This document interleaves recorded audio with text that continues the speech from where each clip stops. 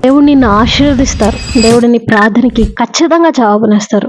దేవుడు నీ కష్టాలన్నిటి నుండి నిన్ను ఖచ్చితంగా విడిపిస్తారు. ఈ మాటలన్నీ వినడానికి ఎంత బాగున్నాయి కదా!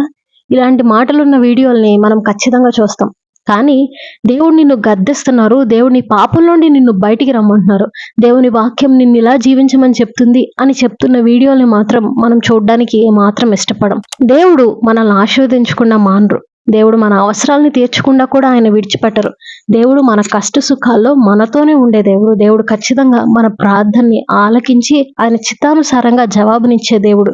అయితే ఇక్కడ మనం గుర్తుంచుకోవాల్సిన ప్రాముఖ్యమైన విషయం ఏంటంటే, దేవునికి నాకు ఉన్న సంబంధము ఎలా ఉన్నది?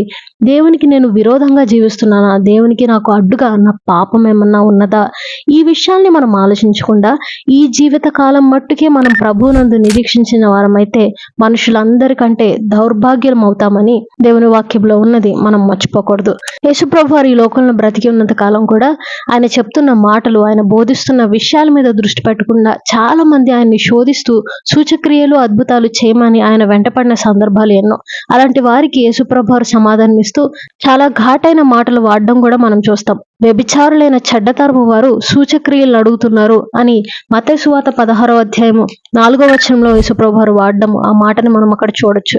ఈ లోకంలో ఏ విషయాల గురించి మనం ప్రార్థన చేయకూడదా, అడగకూడదా అంటే అడగొచ్చు, ప్రార్థన చేయొచ్చు, మనం ఆశించవచ్చు. కానీ అంతకంటే ప్రాముఖ్యంగా నీ ఆత్మ దేవుని యందు ఆనందిస్తుందా లేదా, నువ్వు ప్రభువుతో సంతోషంగా నీ జీవితంలో నువ్వు గడుపుతూ ఆయన చిత్తాన్ని నువ్వు నెరవేరుస్తూ ఆయన మహిమపరుస్తున్నావా లేదా అని ప్రాముఖ్యమైన విషయాల మీద మనం దృష్టి నుంచి వాక్య ధ్యాన ప్రార్థనలో ప్రభువుకి ఇష్టంగా మనం బ్రతుకుచున్నట్లయితే ఇవన్నీ కూడా మనకి పెద్ద సమస్య కూడా అనిపించవు.